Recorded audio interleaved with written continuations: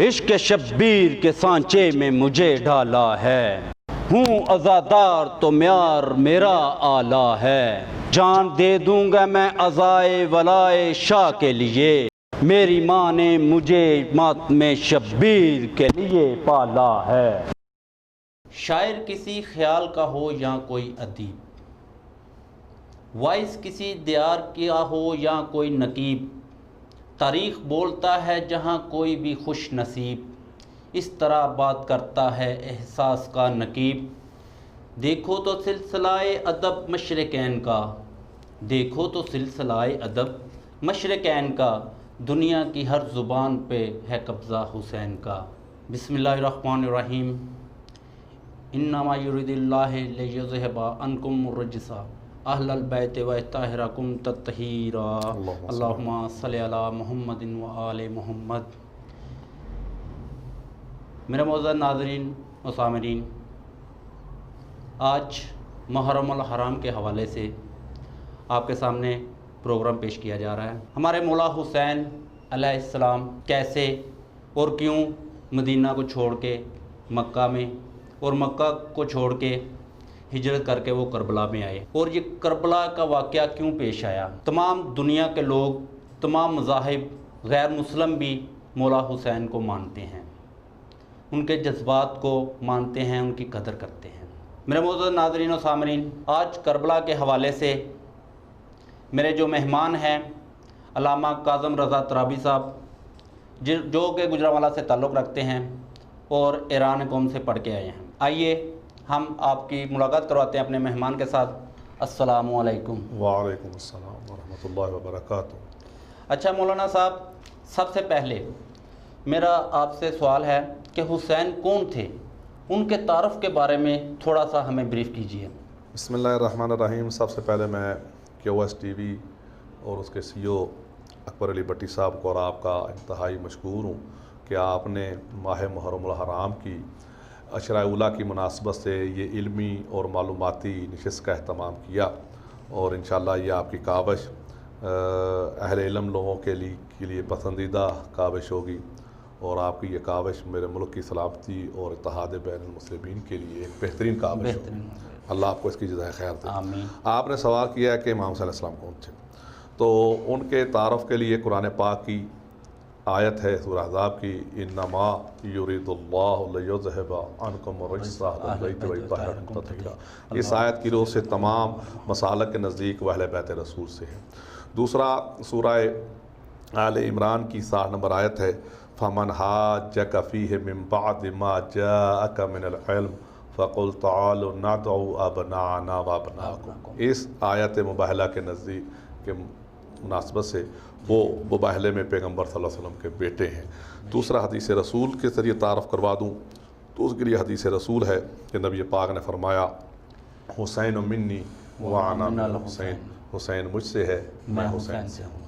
تو یہ تعارف میرے حسین کا وہ ہے جو قرآنی ہے اور حدیث کی روح سے ہے۔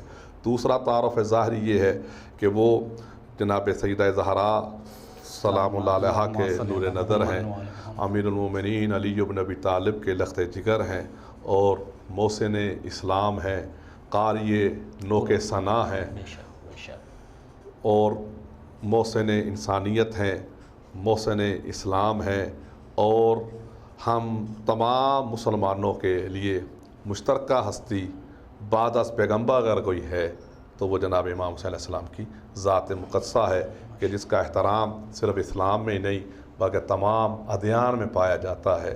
ہر مظلومیت کے ساتھ ہمدردی کرنے والا امام حسین علیہ السلام سے پیار کرتا ہے، کیونکہ پوری کائنات میں اگر مظلوموں کی مظلومیت کی نشانی ہے تو امام حسین علیہ السلام ہے، اور آج بھی امام حسین علیہ السلام کے ساتھ ظلم کرنے والے ہیں، وہ عبرت کی نشانی ہے۔ تو یہ میرے حسین کا تعارف ہے کہ حسین علیہ السلام وہ ہستی ہیں کہ جس کے بارے میں ہر کوئی کہتا ہے کہ یہ ہمارے ہیں۔ اہل سنت کہتے ہیں ہمارے ہیں، اہل حدیث کہتے ہیں کہ حسین ہمارے ہیں، اہل دیوبند کہتے ہیں حسین ہمارے ہیں، اہل تشیع کہتے ہیں حسین ہمارے ہیں، عیسائی کہتے ہیں حسین ہمارے ہیں، یعنی تمام عالمین کی ہر غیرت مند قوم کہتی ہے کہ ہمارے ہیرو حسین ہیں۔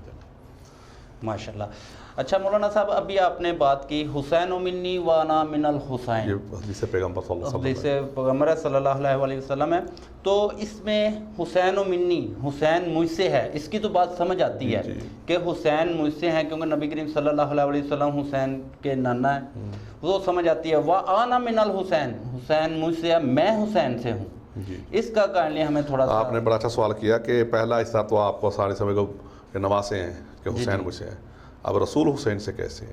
تو یاد رکھیے امام حسین علیہ السلام نے حسرت پیغمبر کو پورا کیا۔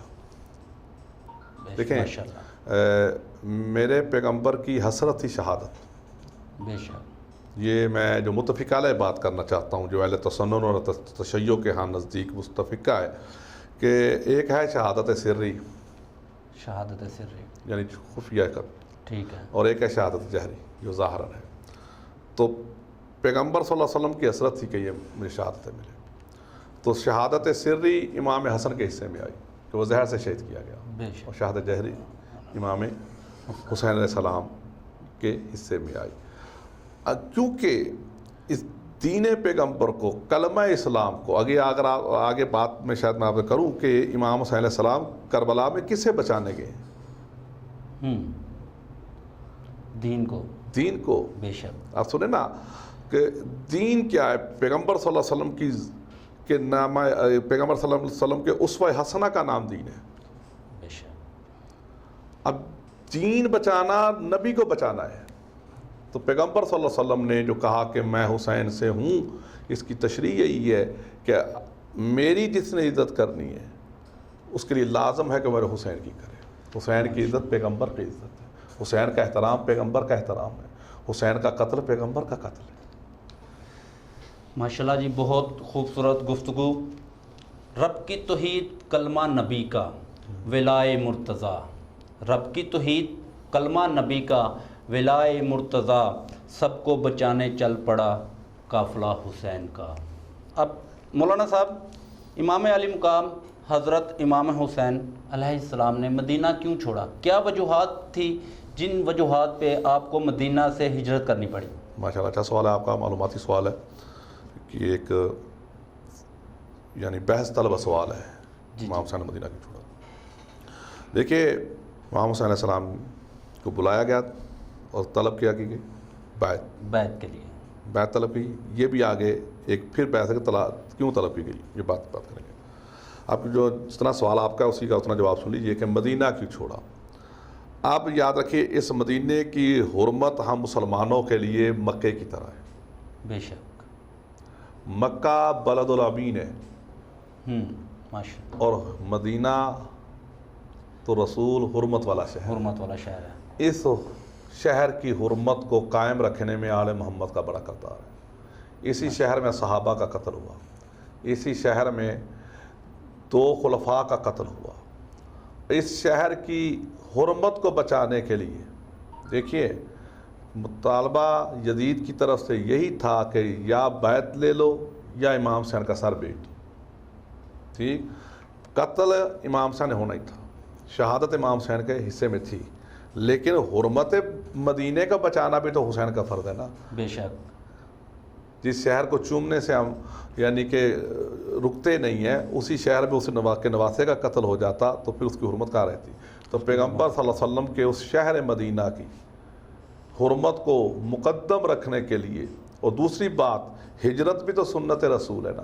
بے شک، پیغمبر صلی اللہ علیہ وسلم کے لیے جب مکے میں رہنا مشکل ہو گیا، دشوار ہو گیا اور جان کے لالے پڑ گئے، تو حکم خدا سے پیغمبر صلی اللہ علیہ وسلم نے مکے سے مدینے کی طرف ہجرت فرمائی تھی، بے شک، اور نیا شہر میرے محمد مصطفیٰ نے آباد کیا۔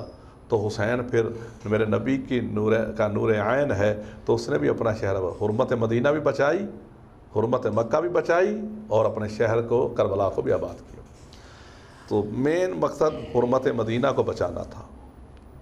جی اچھا مولانا صاحب، مدینہ منورہ سے تو چلو حرمت بچانے کے لیے امام علی مقام جو ہے ہجرت کر کے مکہ کی طرف آ گئے۔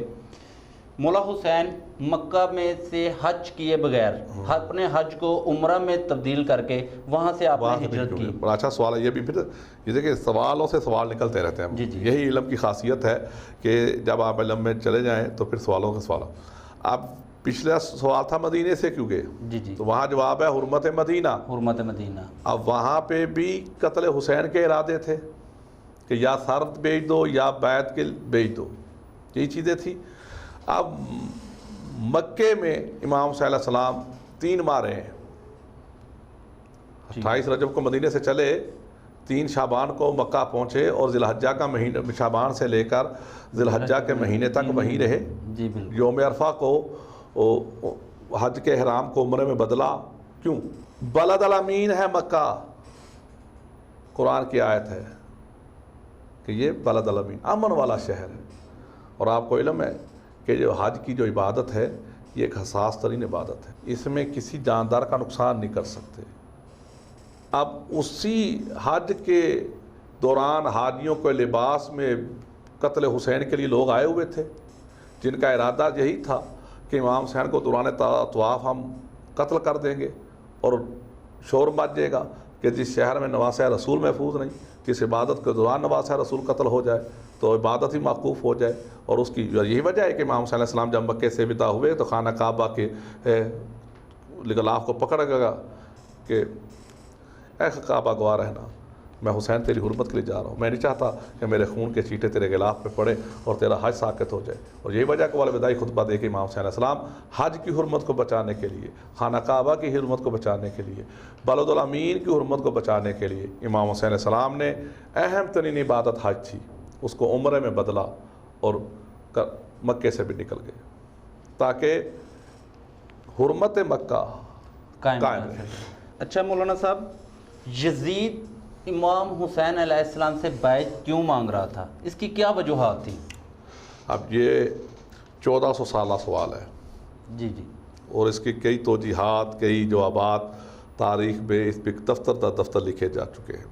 تو جناب محترم، آپ کو کہ ہمارے میزبان ہیں تو اس کی ہسٹری میں جائیے گا کہ یزید آخر باضد ہی کیوں تھا کہ امام حسین کی بیعت چاہیے، جبکہ پوری ملت اسلامیہ اس وقت کے مسلمان، مفتیان، قاریان، تبع تابعین جو ہیں وہ یزید کی بیعت کر چکے تھے۔ اکثریت رائے سے وہ خلافت کے مسند پہ بیٹھ چکا تھا نا، فائز ہو گیا تھا۔ دیکھیں فقہ جعفریہ میں اجماع نہیں ہے، ٹھیک ہے، فقہ جعفریہ اجماع کا قائل نہیں ہے۔ باقی دوسرے تمام فقہوں میں جس کو بھی مل کے لوگ اپنا خلیفہ منتخب کر لے تو پھر وہ خلیفہ ہو جاتا ہے۔ فقہ جعفریہ میں کیونکہ خلافت، امامت، ولایت یہ عہدہ الہی ہیں، یہ اللہ جس کو عطا کرے اس کے لیے اسی کو ملتا ہے، اس کے لیے عوام کا کوئی عمل دخل نہیں ہے۔ اس طرح اب یزید کے پہلے خطبے کو تو دیکھیے، آخر آپ کا سوال ہے کہ وہ بیعت کیوں لینا چاہتا تھا؟ کیوں لینا چاہتا تھا؟ اسی کیوں کا تو ہم کہہ رہے ہیں کہ وہ جواب آج تک دے رہے ہیں کہ اتنے لوگوں نے بیعت کر لی تھی، ایک امام حسین نے نہیں کی تو کیا ہو جاتا؟ جی، کیونکہ وہ جانتا تھا، اب اسی نے خود اپنی عزت سے بتا دیا کہ ساری دنیا کے ہاتھ ایک طرف حسین کی بیعت کا ہو، حسین کے ایک طرف، بے شک۔ کیونکہ اگر امام حسین علیہ السلام بیعت کر لیتے تو سمجھو پیغمبر نے بیعت کر لی تھی۔ حسین امی نہیں منا من حسین، اگر حسین بیعت کر لیتے تو اہل بیت رسول نے بیعت کر دی تھی، جو کہ انما یرید اللہ کے مصداق ہیں۔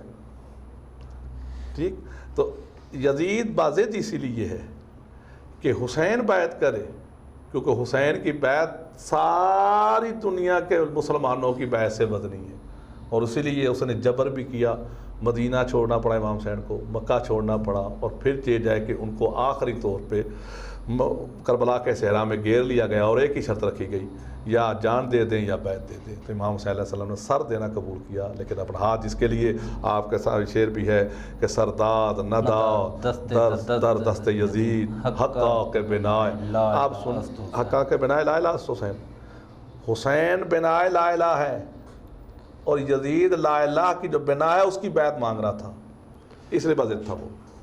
ماشاءاللہ، جزاک اللہ۔ اچھا مولانا صاحب، اگر ہم اسلام سے کربلا کو نکال دیتے ہیں، اگر ہم اسلام سے کربلا کو نکال دیتے ہیں تو پیچھے کیا بچے گا ہمارے پاس؟ ڈکٹیٹرشپ رہ جاتی ہے، آمریت رہ جاتی ہے، چنگیزی رہ جاتی ہے، یزیدیت رہ جاتی ہے، اور کیا رہ جاتا ہے کربلا نہ ہو تو؟ دیکھیں آپ یزید کے اس خطبے کو دیکھیں نا، جس نے کہا تھا کوئی وحی نہیں آئی، کوئی کتاب نہیں آئی، بنو ہاشم نے یہ حکومت کے حصول کے لیے ڈونگ رچایا تھا، یعنی کمیونزم کا بانی ہے یزید، کمیونزم کا بانی ہے یزید۔ وہ چاہتا تھا حکومت کے نشوں میں آمریت کو قائم کرنا، ڈکٹیٹرشپ کو قائم کرنا، وہ چاہتا تھا کہ اسلام کے تمام آئین تباہ ہو جائے، اسلام کی محرمات کو ختم کر دیا جائے۔ اب کیونکہ حسین علیہ السلام فرزند رسول تھے، امام حسین علیہ السلام فرزند رسول ہونے کے ناطے نانا کے دین کے محافظ تھے، وہ محافظ کی بیعت مانگ رہا تھا، لیکن امام حسین علیہ السلام نے سر دینا قبول کیا، بیعت نہیں کی۔ اب جو آپ کہہ رہے کربلا کو نکال دے تو اسلام میں کیا رہ جاتا ہے، تو پھر آپ تاریخ اٹھا کے دے لیجئے کہ اسلام زندہ ہے کربلا کے بعد۔ قتل حسین اصل میں مرگ یزید ہے، اسلام زندہ ہوتا ہے ہر کربلا کے بعد۔ شعراء نے کائنات کو لفظوں میں بند کر کے پیش کر دیا آپ کو، تو آپ کا سوال کا جواب یہی ہے۔ اچھا مولانا صاحب، کربلا کا واقعہ ہو گیا، اسلام بچ گیا، اب یہ جو ہمارے اہل تشیع برادران عزاداری کرتے ہیں، اس کا کیا مقصد ہے؟ اس کے بارے میں آپ تھوڑا سا ہمیں بریف کریں اور ہمارے ناظرین کو بتائیں کہ عزاداری کا اصل مقصد کیا ہے؟ دیکھیں جی، عزاداری کا اصل مقصد مظلوم سے ہمدردی اور ظالم سے نفرت کا نام عزاداری ہے۔ پوری دنیا میں ہونے والے ہر ظلم کے احتجاج کا نام عزاداری ہے۔ آپ لوگ سوال کرتے ہیں کہ آپ یہ زنجیر زنی، یہ ماتم، یہ سب کیوں کر رہے ہیں؟ 14 سال پہلے واقعہ آنا تو ہو گیا۔ دیکھیے، ظلم پہ خاموش رہنا بھی تو ظلم کا ساتھ ہے۔ بے شک آپ کے سوالوں میں سوال نکل سکتا ہے کہ جناب وہ تو ہو گیا پرانا، آپ کیا پیٹنا؟ بھائی 1 مئی کو یوم مزدور مناتے ہیں، جی، کس کی یاد میں؟ مزدوروں کے۔ کون سے مزدور؟ جو شکاگو میں قتل ہوئے تھے، بالکل، ایک فیکٹری مالک کے ظلم کا شکار ہوئے تھے، بالکل، ان کی یاد میں دن منا رہے ہیں۔ آپ کا یہ دن منانا ان کو کیا دیتا ہے؟ خراج تحسین پیش، خراج تحسین پیش کرنے کے ساتھ ساتھ ہر ظالم کو تنبیہ کرتا ہے کہ اگر تو نے یہ ظلم کیا تو آگے پھر تیرے لیے بھی یہی دن، تیرے لیے بربادی کے دن ہوں گے۔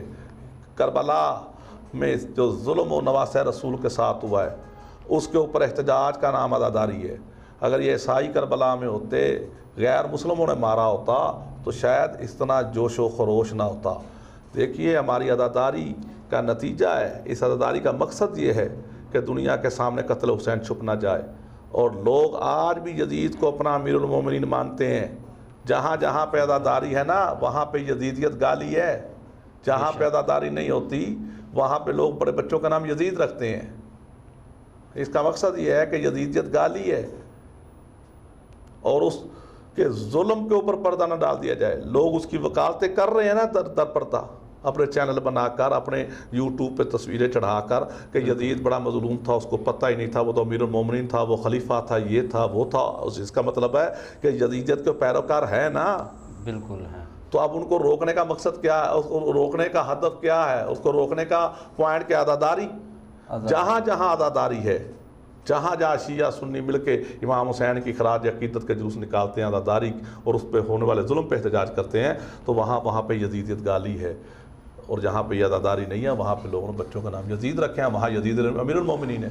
عشق میں کیا بچائیے، عشق میں کیا لٹائیے، عشق میں کیا بچائیے، عشق میں کیا لٹائیے، آل نبی نے لکھ دیا سارا نصاب ریت پر۔ واہ واہ۔ اسی کے ساتھ اپنے میزبان سید اصف علی بخاری اور میرے مہمان علامہ کاظم رضا ترابی صاحب کو اجازت دیجیے۔ اللہ نگہبان۔ بہت شکریہ۔ عشق شبیر کے سانچے میں مجھے ڈالا ہے، ہوں عزادار تو معیار میرا اعلیٰ ہے، جان دے دوں گا میں عزائے ولائے شاہ کے لیے، میری ماں نے مجھے ماتم شبیر کے لیے پالا ہے۔